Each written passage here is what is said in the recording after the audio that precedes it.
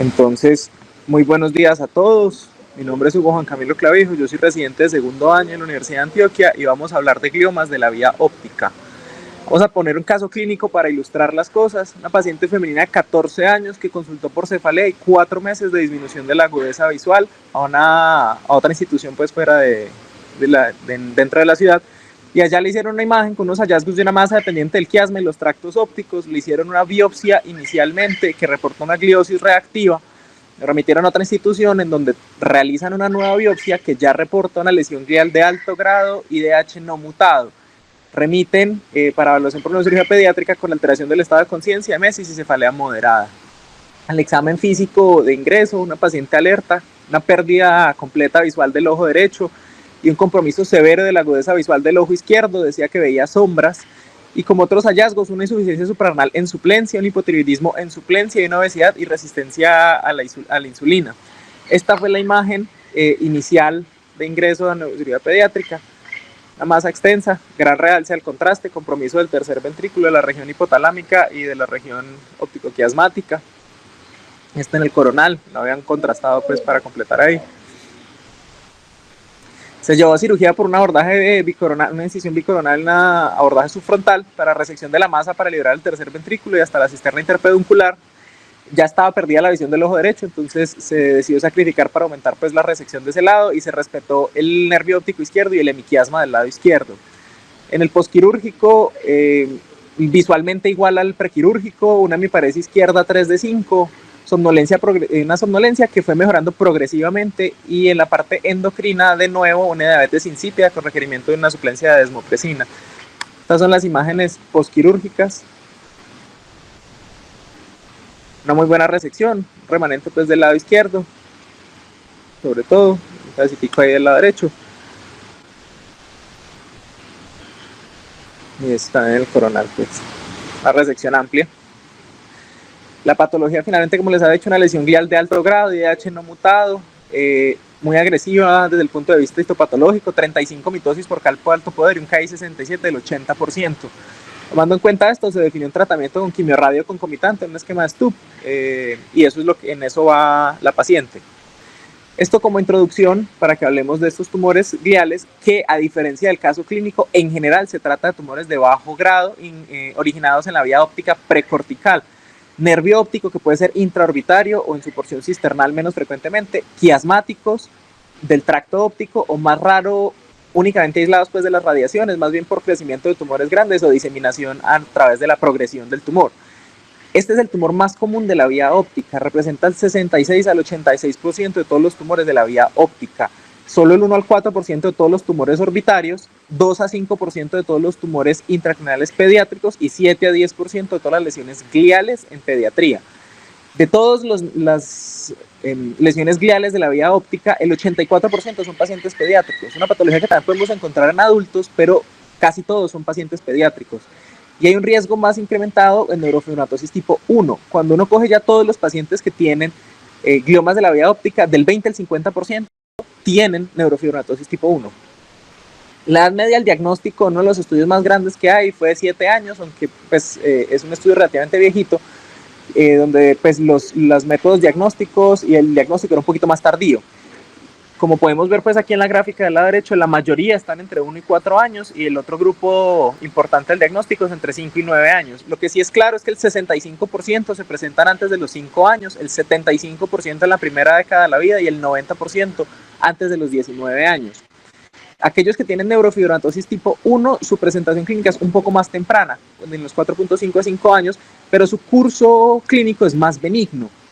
No todos los pacientes con neurofibromatosis tipo 1 desarrollan este tipo de tumor, solamente del 6 al 20%. Y al momento del diagnóstico, el 25% están confinados al nervio óptico. Histológicamente ya vamos a ampliar más adelante, pero en general se trata de tumores de bajo grado, como les decía, astrocitomas pilocíticos, que son OMS grado 1, y el astrocitoma pilomixoide, que es un subtipo del astrocitoma pilocítico en la clasificación de la OMS 2021.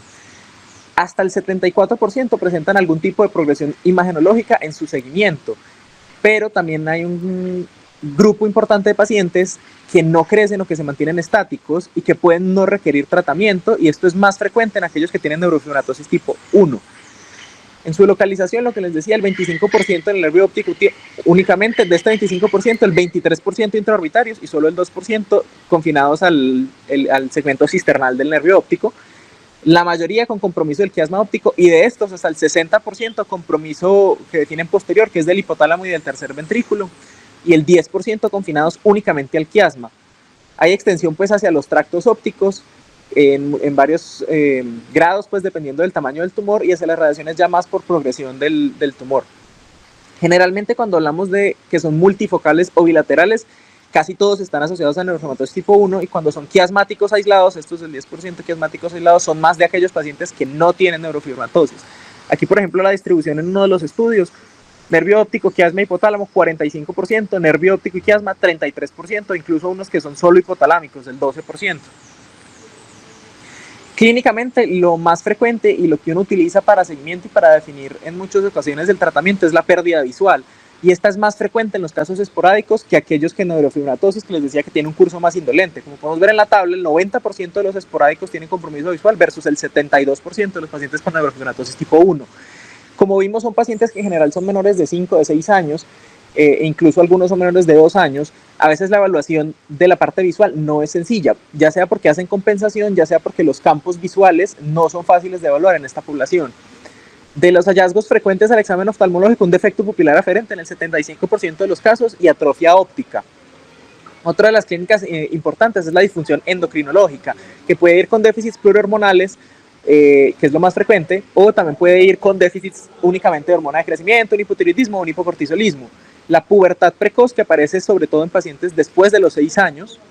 Diabetes insípida, que si bien no es frecuente como consecuencia directa del tumor, sino con la progresión del tumor en el tiempo o con las intervenciones que se le realicen de tratamiento. Y la obesidad.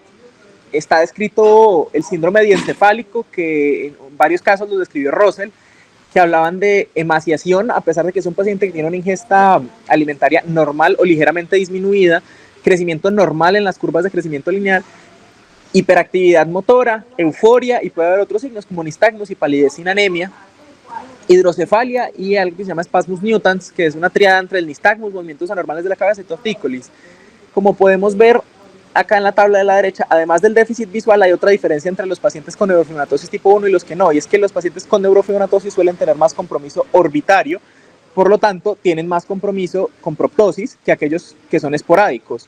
El resto de los signos, déficit hormonal, hidrocefalia, nistagmus y pubertad precoz, son relativamente similares en ambos grupos. Esto es en un estudio de más de 3.000 pacientes, pues que los reagrupan un metaanálisis. Lo más frecuente: disminución de la agudeza visual, signos por hipertensión endocraniana, trastornos endocrinos, proptosis, porque igual hay una proporción importante que son del nervio óptico, y ya en orden descendiente muchos otros signos que pueden ir incluso más raramente en convulsiones o trastorno del desarrollo. Entonces, cuando hablamos de que es intraorbitario, la pérdida visual 88% de los casos, proptosis, puede haber queratopatía por exposición, dependiendo del grado de proptosis que haya, y estrabismo en el 94% de los casos. Cuando hablamos de que son intracraneales, pérdida visual, y cuando hay extensión hipotalámica del tercer ventrículo, disfunción endocrina más o menos en un cuarto de los pacientes, hidrocefalia un poco más de un cuarto de los pacientes, y síndromes diencefálicos. Otros signos que puede haber: déficits motores por el efecto de masa que tenga, convulsiones muy raras pero pueden pasar, y regresión del desarrollo. Rara vez, pero está descrito por el compromiso de los vasos, puede igual incluso haber una presentación inicial de ACV. En imágenes, lo que se va a ver en tomografía cuando son orbitarios es un engrosamiento del nervio óptico y agrandamiento del canal óptico. Rara vez se ven calcificaciones, y en resonancia lo que se va a ver es engrosamiento y tortuosidad del nervio óptico, y son masas cuando generan componente de masa exofítico que puede tener componente sólido y quístico, y generalmente con crecimiento hacia el hipotálamo y hacia el tercer ventrículo. En las secuencias, T1 es hipo o isointenso, en T2 es hiperintenso y tiene un realce variable al contraste, pero se dice que más del 50% de los casos tienen algún grado de realce al contraste, incluso ha habido el contraste, sobre todo cuando tienen componente de masa. En los tumores muy grandes puede ser difícil distinguir exactamente de dónde está originado, porque tienen compromiso de la vía visual, del hipotálamo y demás. De ahí que se acuña el término en algunos estudios de los gliomas hipotálamo-optoquiasmáticos o hipotálamo-quiasmáticos. Y más o menos menos del 10%, pero en algunos estudios hasta el 10%, al momento del diagnóstico ya tienen realce leptomeningia y diseminación leptomeningia. Por distribución y por características, pues altamente variable, que vemos acá, por ejemplo, un glioma del nervio óptico del lado izquierdo, confinado a la parte intraorbitaria, este otro que es bilateral, muy disidente de neurofibromatosis tipo 1, y este otro que tiene compromiso del componente intraorbitario dentro del canal y intracraneal, con compromiso del segmento cisternal y del quiasma. Este otro que ya se ve más hacia los tractos ópticos, este que si bien tiene una calcificación que no es lo más frecuente y que pues lo puede hacer uno confundir con un craneofaringioma, este ya tiene un componente exofítico muy grande, compromiso del hipotálamo y del tercer ventrículo. Este de acá igualmente también, y tiene un componente central necrótico. Este de acá también, un componente exofítico muy grande hacia el tercer ventrículo, y este con un predominio hacia el lado izquierdo. Hay varios diferenciales por la localización y la región. En el caso de aquellos que son intraorbitarios, la principal diferencial es el meningioma de la vaina del nervio óptico. Los otros que puede haber en la órbita pues son tumores epiteliales y sarcomatosos de la órbita y lesiones subductumorales benignas de la órbita. En toda la región celar el principal diferencial es el craneofaringioma. Las calcificaciones son una de las cosas que puede ayudar. Por ejemplo, los adamantinomatosos tienen más del 90% tienen calcificaciones, y otros tumores tanto de la neurohipófisis como adenomas hipoficiarios, que no sería lo más frecuente, pero que también hay que tenerlos en cuenta en la región celar. Tumores rhabdoides teratoides atípicos también están descritos en esta región, no son lo más frecuente, pero también están descritos, y los amartomas hipotalámicos. La clasificación según la localización del compromiso inicialmente era la de Dodge, que la A era del nervio óptico, la B era del quiasma y la del C era del hipotálamo, pero en 2011 se hizo una modificación a esta clasificación para dar un poco más de precisión, y entonces quedaron el 1A con un solo nervio óptico, el 1B cuando es bilateral, el 1C cuando es el segmento cisternal, y cuando hay compromiso bilateral pues hay que indicar cuál es el predominio del compromiso. Los dos, el 2A si es quiasmático central, o 2B si es asimétrico del quiasma, hay que precisar también cuál es el lado más afectado. En el caso del 3, tractos ópticos, 3B asimétrico, 4 hacia los tractos ópticos de manera difusa hacia posterior, y de manera asimétrica el 4B. Y lo que tienen son modificadores, si es compromiso hipotalámico, si hay diseminación leptomeningia o si tiene neurofibromatosis, que son elementos que hay que tomar en cuenta al momento del tratamiento. Histopatológicamente, entrando un poquito más en detalle, lo más frecuente es que sean astrocitomas pilocíticos, que son en la Organización Mundial de la Salud grado 1 y representan el 27 al 59%, aunque en algunas series quirúrgicas puede ir incluso hasta el 80%. Son fibras de Rosenthal y cuerpos granulares eosinofílicos los hallazgos más frecuentes, junto con células piloides, pero hay que saber que hay dos subtipos adicionales del astrocitoma pilocítico clásico, y son los subtipos anaplásicos, que se puede ver aquí en la imagen de abajo, y el astrocitoma pilomixoide, que se considera un subtipo y que por ende también es grado 1, que representa el 6 al 36% de los casos, pero tiene un comportamiento más agresivo en el tiempo. Tiene un fondo mixoide, no tiene fibras de Rosenthal, no tiene cuerpos granulares y tiene una organización angiocéntrica.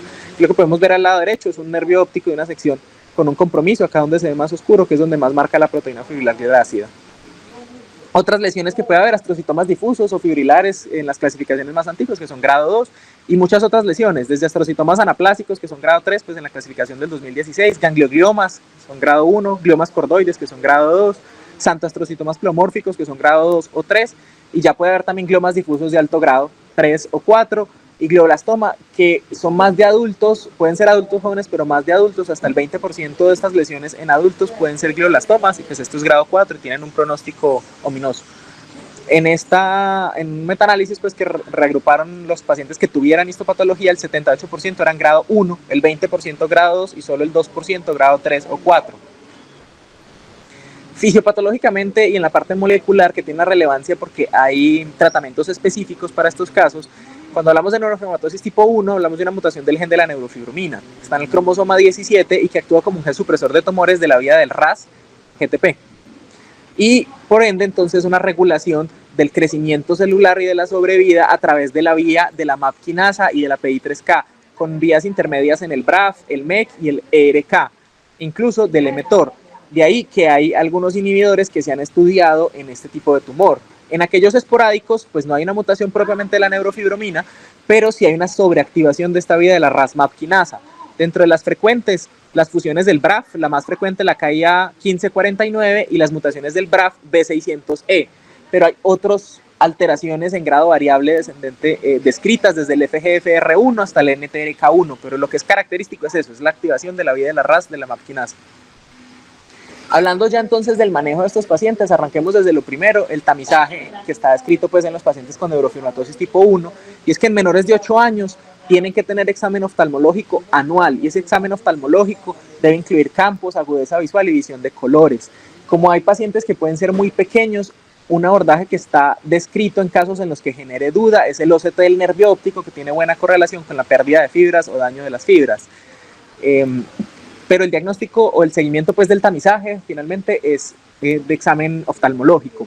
Cuando ya por alguna razón se hizo una imagen y de manera incidental aparece un glioma del óptico, no hay compromiso visual, se hace el seguimiento inicialmente cada 3 meses con evaluación visual por los primeros 2 años y luego cada 6 meses por los 2 años que siguen. Solo en los casos en los que por alguna razón no es evaluable ninguno de estos métodos tendría algún tipo de relevancia realizar la imagen, pero no es el tamizaje que está recomendado. En mayores de 8 años el riesgo es más bajito, entonces ya se hace la evaluación oftalmológica cada 2 años y en paralelo debe haber curvas de crecimiento y de peso para detectar pubertad precoz, predominantemente en pacientes mayores de 6 años. Y entonces, ¿qué opciones de tratamiento hay y quiénes se tratan?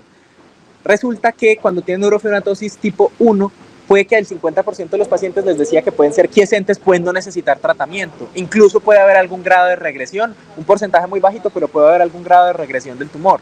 En los esporádicos, en cambio, más del 90% requieren algún tratamiento. Uno de los abordajes válidos, y más que todo en neurofibromatosis tipo 1, pero en algunos casos esporádicos donde no hay compromiso visual, es el seguimiento, que debe ser oftalmológico, porque este es uno de los criterios que le va a hablar a uno de progresión. Hay que recordar que no hay una buena correlación entre el tamaño del tumor y el compromiso visual. Por eso es que la decisión de operar es que sean, o de tratar, es que sean sintomáticos, que tengan compromiso visual. Y entre las opciones de tratamiento generalmente se describe de primera línea la quimioterapia, pero también la cirugía puede ser, dependiendo del caso, la primera o la segunda línea. Y puede ir en biopsias, que ya vamos a hablar en qué casos, de resección o el manejo de la hidrocefalia, que puede ser con DBP. La radioterapia, que generalmente en estos pacientes, como son jóvenes, se reserva para la última línea de tratamiento, aunque tiene muy buenos resultados, y ya fármacos nuevos, algo de inmunoterapia y terapia dirigida que vamos a hablar. Entonces la primera pregunta de todo esto es ¿quiénes requieren tratamiento? Entonces hay que tomar en cuenta al momento de definir esto si tienen neurofibromatosis tipo 1 o es esporádico y qué edad tienen, porque en menores de 2 años son mucho más agresivos. Y en neurofibromatosis tipo 1 les decía que tiene un componente más indolente. Entonces, ¿quiénes son candidatos a seguimiento clínico? Aquellos que son tumores pequeños confinados al nervio óptico o al quiasma, que no tengan compromiso visual o cuyo compromiso visual sea muy leve o estable, es decir, cambios de color, defecto pupilar aferente, estrabismo o nistagmus, pero no defectos campimétricos o disminución de la agudeza visual, que dependiendo del estudio hay diferentes definiciones de la disminución de la agudeza visual, pero generalmente pérdida de 2 niveles pues en la tabla de Snellen que se utiliza, o el 0.2 log que utilizan también de referencia. Que no haya hidrocefalia, que no haya síntomas por efecto de masa, esos son los pacientes candidatos a seguimiento. ¿Quiénes requieren tratamiento? Y ya vamos a hablar de cuál tratamiento, pero ¿quiénes hay que tratar? Cuando ha progresado el tamaño, en algunas series esto lo definen como el 10% del volumen, cuando el compromiso visual es progresivo, cuando hay hidrocefalia, cuando hay síntomas por efecto de masa. Y uno de estos síntomas puede ser, por ejemplo, compromiso del nervio óptico y del hemiquiasma de un lado, pero también hay pérdida visual del otro lado por el efecto de masa que está generando el quiste o el tamaño del tumor. Cuando hay síndrome diencefálico también recomiendan el tratamiento, y en algunas series cuando hay compromiso endocrinológico, aunque este es predominantemente con quimioterapia, porque la parte endocrinológica empeora con la cirugía y empeora con la radioterapia. Y en el caso de aquellos que son intraorbitarios, cuando hay proptosis importante o cuando hay compromiso visual o queratopatía, también requieren tratamiento. Hablemos de quimioterapia, que es la que es considerada primera línea en la mayoría de los textos recientes y que sobre todo es considerada primera línea en aquellos que son multifocales o bilaterales, cuando hay compromiso únicamente visual progresivo, sin un efecto de masa, pues claro, disfunción endocrina progresiva, cuando son menores de 5 años, idealmente también se utiliza la quimioterapia, y cuando son intraorbitarios que no tienen ese criterio quirúrgico de un dolor severo intratable o una proptosis severa que ya está generando queratopatía.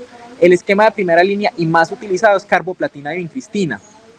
Hay muchos otros esquemas, el otro que también se puede utilizar relativamente tempranamente es el TPCB, tioguanina, procarbazina, lomustina y vincristina, que está comparado en un ensayo con la carboplatina y la vincristina, no es superior, pero son comparables. El problema del TPCB es en los casos de neurofibromatosis con la procarbazina y la lomustina, porque son pacientes que ya tienen predisposición pues, a generar tumores.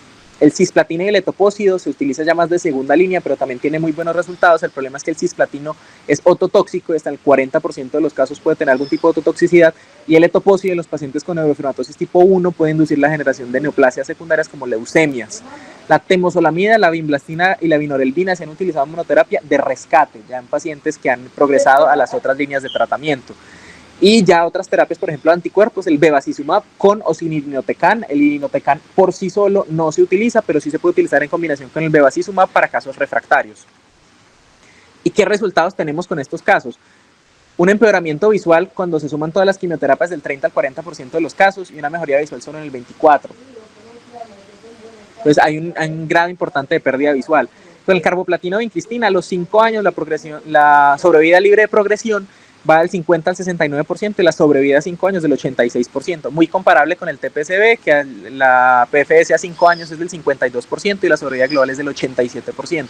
En el caso del cisplatino topósido, la sobrevida libre de enfermedad a los 5 años 60% y la sobrevida global del 86%, muy comparable. La temozolomida, como sí ha sido usada ya en casos más refractarios, la sobrevida libre de progresión a 4 años 18%, pero la sobrevida sí es buena, 71% a 4 años.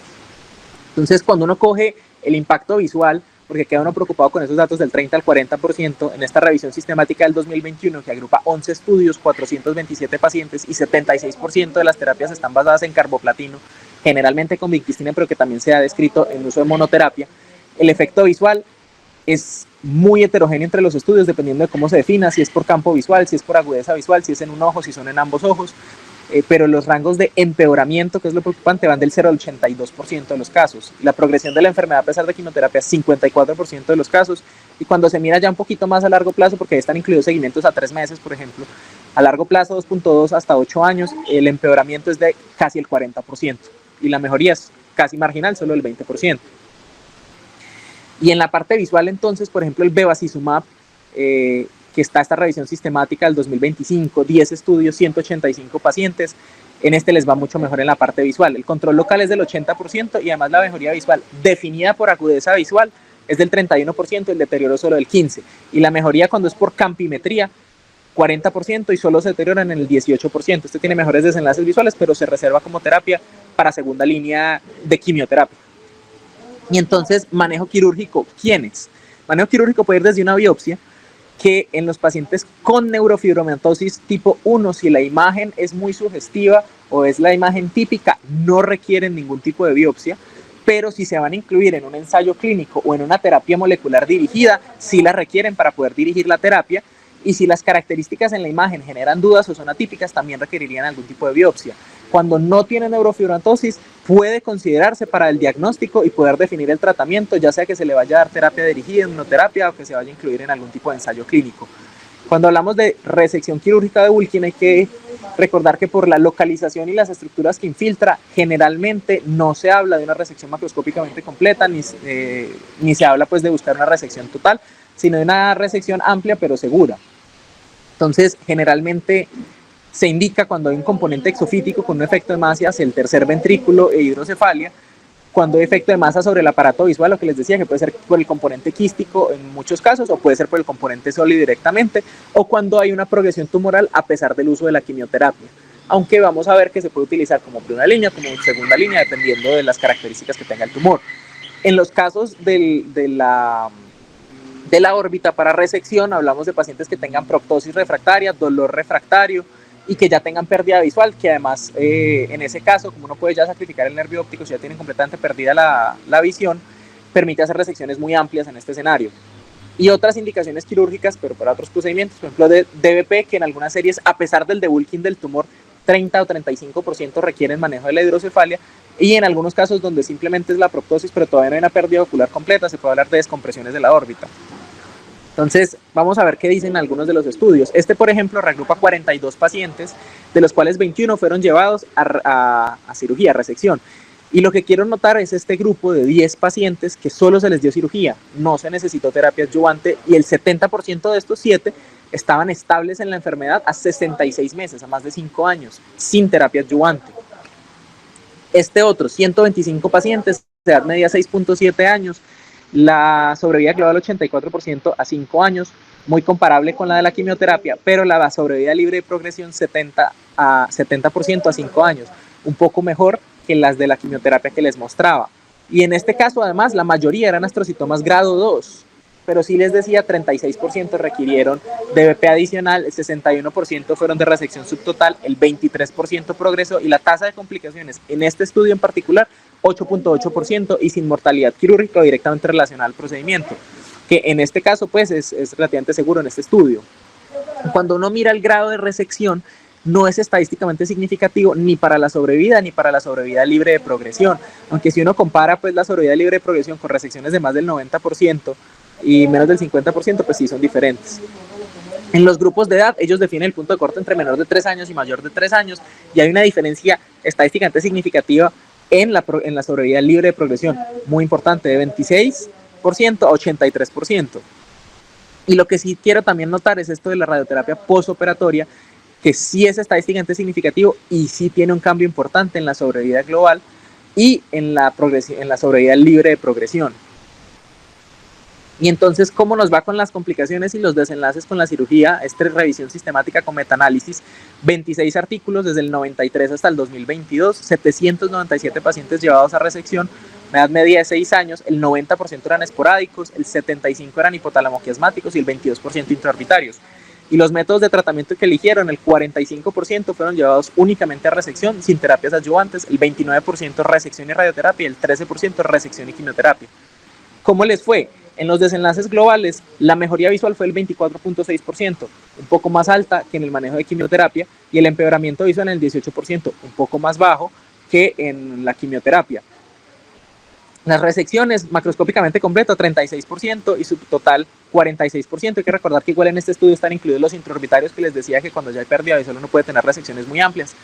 Y cuando se compara el grado de resección, pues lo que les decía, gross total resection, casi todos son intraorbitarios, 75%.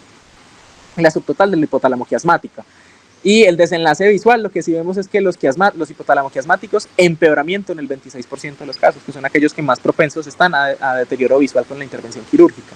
Y en cuanto a complicaciones, 35%, muy comparable al estudio anterior que les mostraba, hidrocefalia, diabetes insípida permanente 20%, disfunción endocrinológica de nuevo casi el 20%, hemiparesia transitoria 15% y entre ACV y hemorragia intracraneal aproximadamente 8%.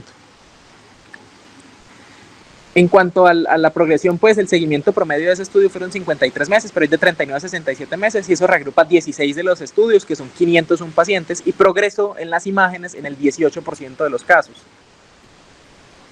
Y entonces, si hay un rol en el grado de resección y en la terapia adyuvante, entonces este otro estudio, 165 pacientes, 80% compromiso hipotálamo-quiasmático, 14 del tracto óptico y 10 ya tenían diseminación leptomeningia. Edad promedio 5 años, un poco más jóvenes, volumen promedio 21 cc, y el grado de resección ellos lo definen por una técnica de tercios, pero básicamente hablan de resecciones del menos del 50, 50 al 70 y resección mayor del 70 y asimismo pues de los residuos. Y más o menos da un tercio cada uno. La adyuvancia, el 26% fueron solamente de observación, sin terapia adyuvante, el 55% de radioterapia, el 17.6% de quimioterapia. Lo que sí es relevante en este estudio es que las tasas de complicación fueron muy altas. Trastornos electrolíticos 85% y duraban hasta 8 días, o sea, no son tan transitorios. 45% de diabetes insípida, 65% de disfunciones endocrinas de nuevo, 20% de infecciones postquirúrgicas y 5.4% de déficit visual severo de nuevo.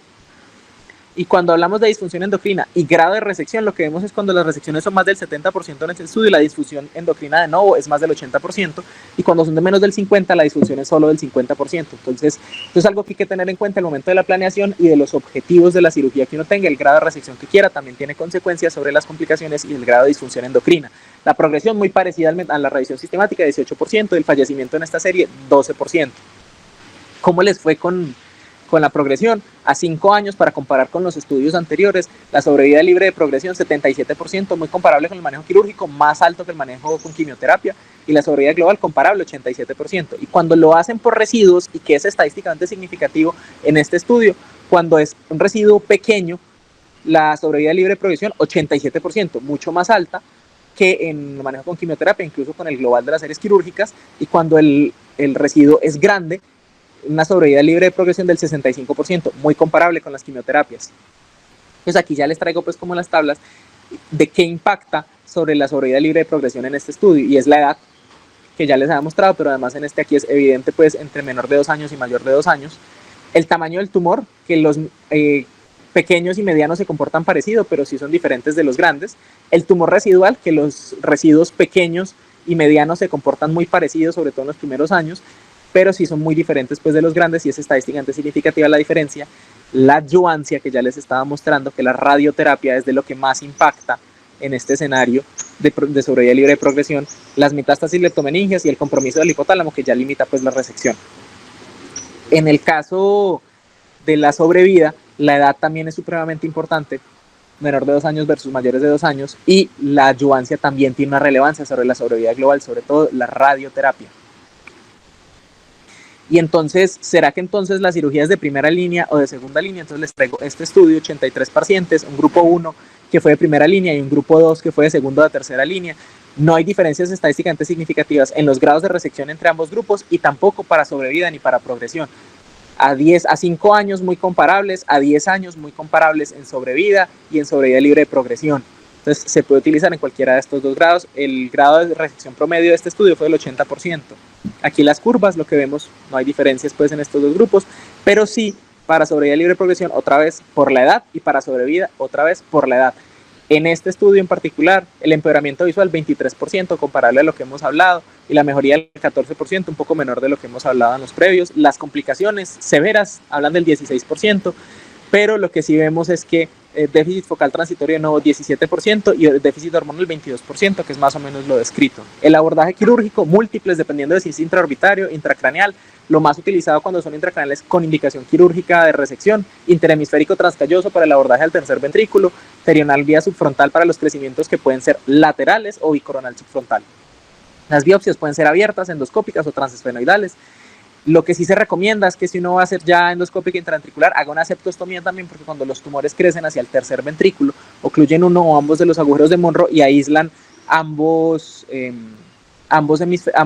ventrículos, y por ende, entonces un solo tubo de derivación no va a mejorar la hidrocefalia. Aquí algunos otros. Entonces, por ejemplo, este es un interhemisférico transcalloso navegado y asistido por endoscopia. Este otro que es un debulking endoscópico con navegación y luego con una colocación de una DBP.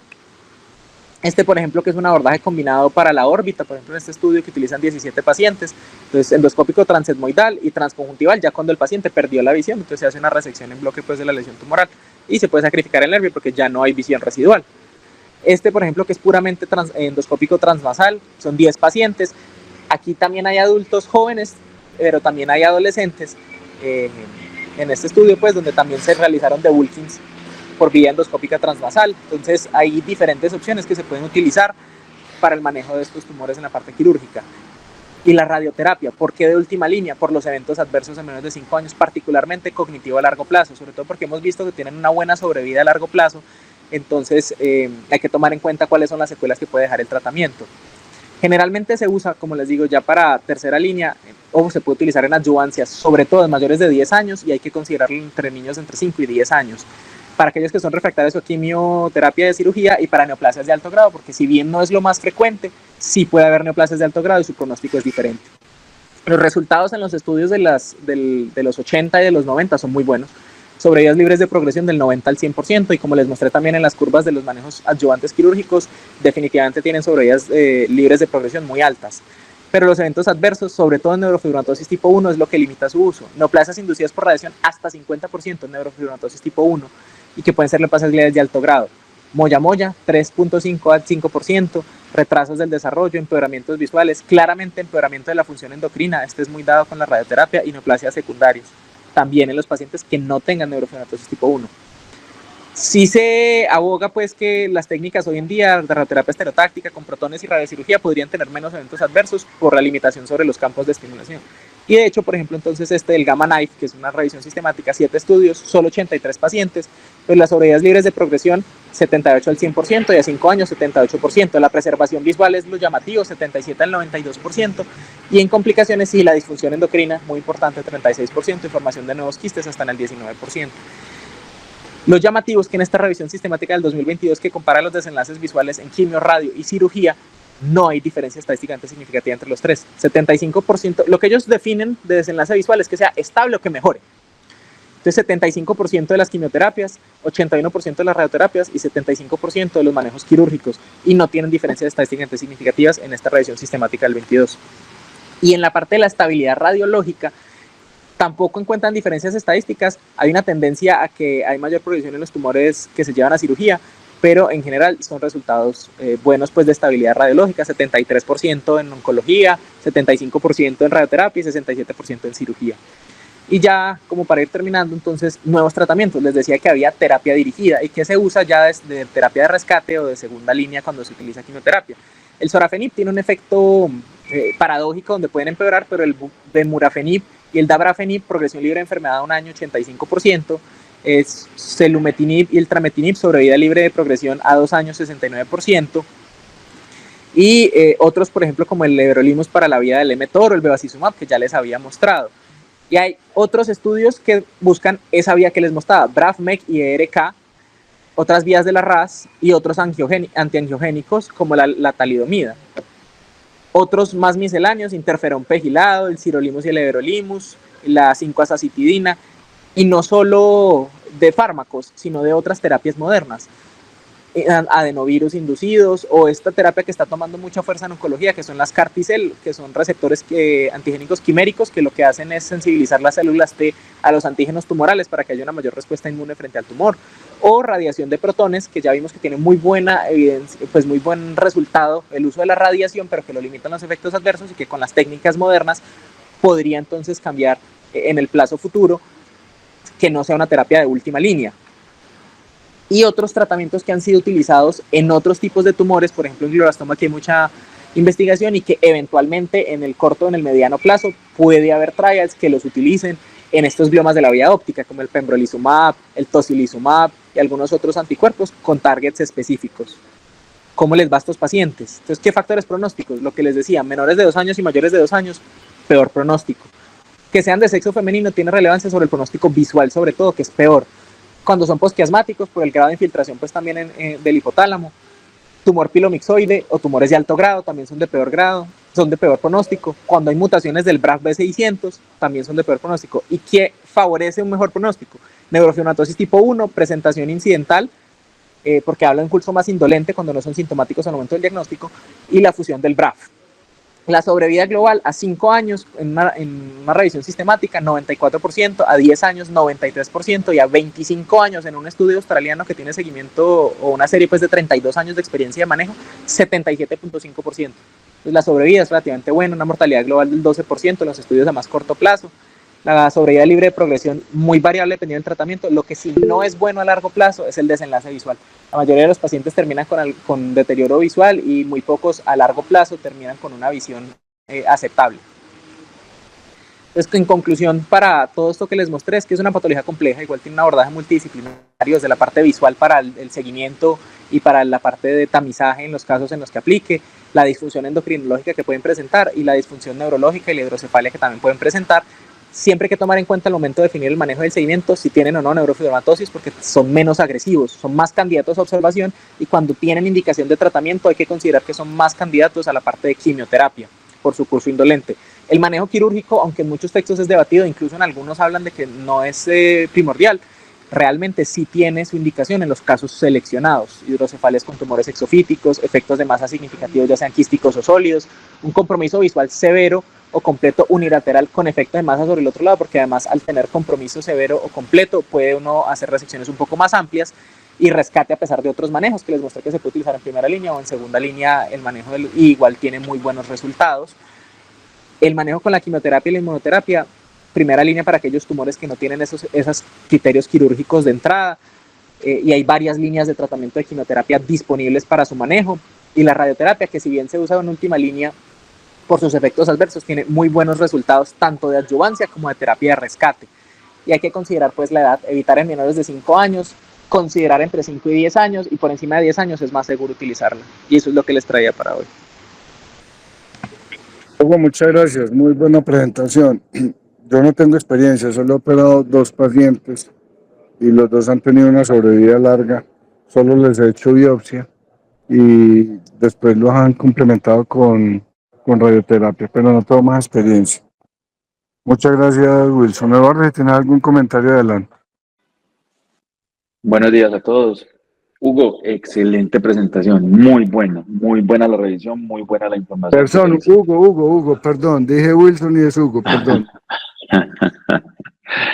Hugo, no, excelente la presentación, te felicito. La revisión muy buena, la estadística muy buena, la conclusión era la que esperábamos, te felicito. Con respecto a lo que dijiste, pues la experiencia que tenemos nosotros acá en San Vicente son más o menos unos entre 4 y 6 pacientes por año que vemos de gliomas del óptico, pero tal cual como mostraste, los porcentajes son gliomas son sin masa, solo con infiltración, con un porcentaje algo de neurofibromatosis. Entonces la mayoría no han sido quirúrgicos, sino que han sido de observación en el tiempo. En general, en la observación en el tiempo les ha ido muy bien con una estabilidad del tumor y de la visión por mucho tiempo. Los que hemos hecho quirúrgicos, creería yo que este es el segundo que presentaste, este es el segundo que vemos de alto grado. El resto han sido pilomixoides y pilocíticos, con la resección y la quimio que les dan también muy estables en el tiempo.